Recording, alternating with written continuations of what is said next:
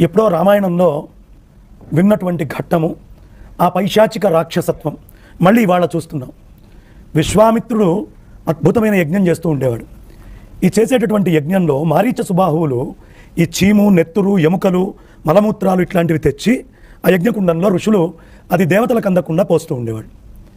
విశ్వామిత్రుడు సర్వసమర్థుడు, అన్ని ధనస్సులు ఉన్నాయి, ప్రస్తుతం మన ఐఏఎస్ ఆఫీసర్లాగా. అయినప్పటికీ ఆయన అన్నీ వదిలిపెట్టి పక్కన ఉన్నటువంటి స్థితిలో ఉండి ఎవరు దీనికి సమర్థులు అని దశరథుడి దగ్గరికి వచ్చి రామచంద్రమూర్తిని అభ్యర్థించి తీసుకొని వెళ్ళాడు.